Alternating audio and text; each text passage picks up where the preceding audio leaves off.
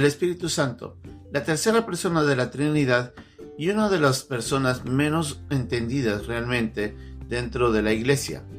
Muchas veces se enfatiza de una manera demasiado exagerada su obra y su participación y cómo obra sobre todo en la vida del creyente, y en otras veces tal vez no se la menciona por el mismo hecho de no caer en esa mala enseñanza.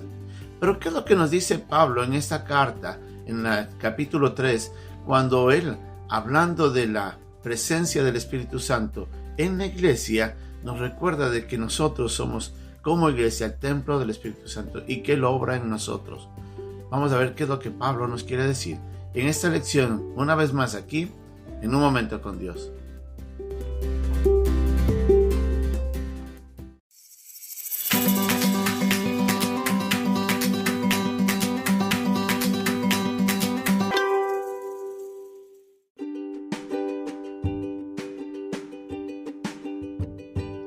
El pasaje de hoy día se encuentra en la primera carta a los Corintios, capítulo 3, versículos 16 al 23. ¿No sabéis que sois templo de Dios y que el Espíritu de Dios mora en vosotros? Si alguno destruye el templo de Dios, Dios le destruirá a él, porque el templo de Dios, el cual sois vosotros, santo es. Nadie se engaña a sí mismo. Si alguno entre vosotros se cree sabio en este siglo, hágase ignorante para que llegue a ser sabio. Porque la sabiduría de este mundo es insensatez para con Dios, pues escrito está: Él prende a los sabios en la astucia de ellos. Y otra vez, el Señor conoce los pensamientos de los sabios, que son vanos. Así que, ninguno se gloríe en los hombres, porque todo es vuestro, sea Pablo, sea Apolos, sea Cefas, sea el mundo, sea la vida, sea la muerte, sea lo presente, sea lo porvenir, todo es vuestro, y vosotros de Cristo, y Cristo de Dios.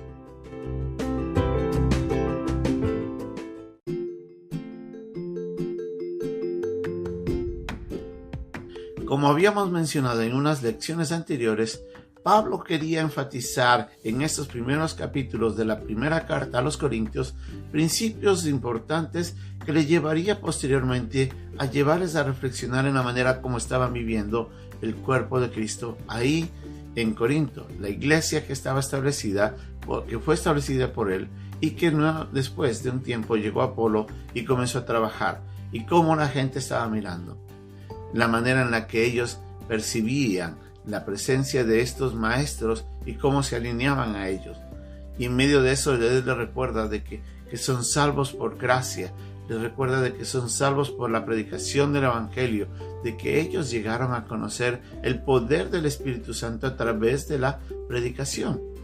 Y en estos versículos finales del capítulo 3, Pablo nuevamente les menciona de que ellos son el templo del Espíritu Santo que moraba en la iglesia. Y esto es un concepto muy importante para entender.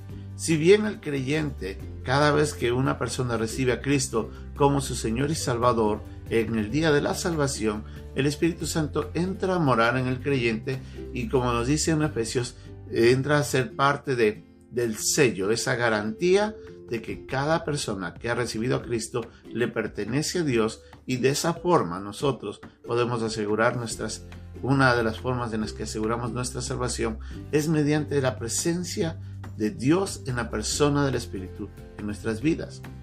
Pero también tenemos que entender de que la presencia del Espíritu Santo mora y trabaja dentro de la vida de la iglesia misma.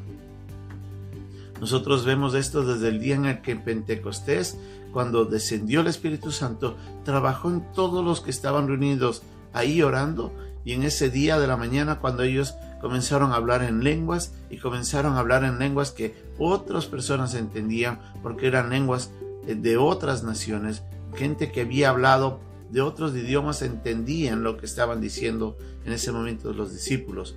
Y es en ese día de Pentecostés donde el Espíritu Santo entra en la vida de la iglesia a trabajar en la iglesia. Y vemos nosotros también allá en el capítulo 13 de Hechos, cuando el Espíritu Santo toma a Pablo y a Bernabé y los lleva para que hagan la obra misionera. Y ahí es donde comencemos nosotros lo que llamamos las misiones modernas, como Dios comienza a trabajar en la vida de estos hombres y los lleva a cumplir la tarea de evangelizar a todo el mundo. Pero era el Espíritu Santo quien, trabajando en la vida de la iglesia, lleva a tomar esa decisión. Y eso es lo que nosotros tenemos que entender. Y es lo que nos quiere decir en estos últimos versículos del capítulo 3 de la primera carta a los Corintios. Pablo nos recuerda de que nadie puede destruir la obra de Dios.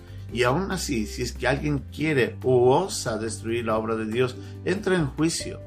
Debemos entender de que Dios está trabajando en medio de su pueblo y en medio de su iglesia. Y en cada iglesia local, Dios está trabajando de una manera única. Toma a su iglesia y la equipa de personas diferentes, con dones diferentes, dones repartidos por el mismo Espíritu Santo, como vamos a ver más adelante, para edificar esta iglesia que tiene su singularidad en su ubicación, pero también en su función dentro del reino. Entonces Pablo les recuerda a los hermanos en Corinto que la iglesia donde ellos era morada del Espíritu Santo, y que hay que tener cuidado y velar que nadie quiera destruir lo que Dios está haciendo. Y les recuerda también al final de que todo lo que estaba sucediendo en la iglesia era obra de Dios, y que nadie podía haber dicho, esto lo hicimos nosotros, o esto lo imaginamos nosotros. No, él le dice de que la sabiduría del mundo es una insensatez para Dios, pero que Dios en su obra está trabajando para edificar de una manera única la iglesia.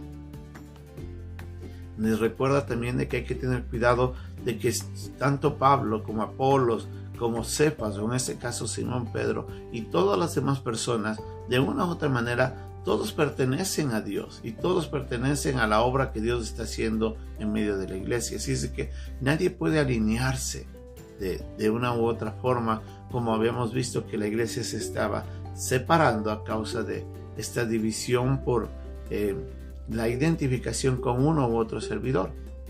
Y Pablo les dice, no olviden de que todos vosotros son morada del Espíritu Santo. Así es que, ¿cómo ve usted la iglesia? ¿Cómo la entiende? ¿Cómo usted participa en ella?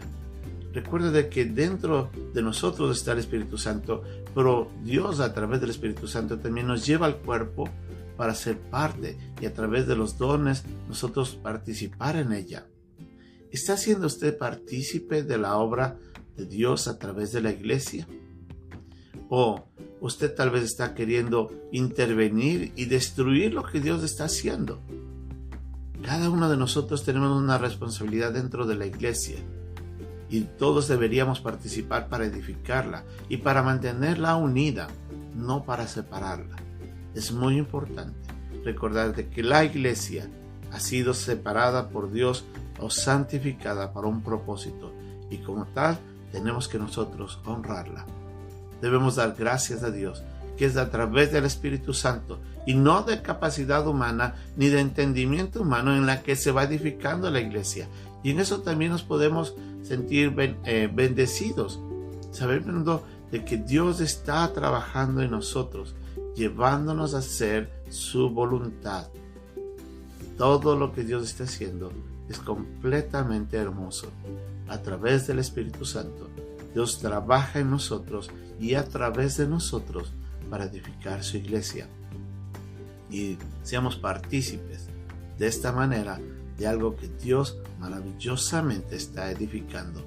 Que Dios nos ayude y nos recuerde, la iglesia tiene que ser santa, la iglesia tiene que ser honrada como tal, y a través del Espíritu Santo y nuestra dependencia de Él, nosotros podemos hacer de que la obra de Dios transforme nuestras vidas y alcance al mundo entero.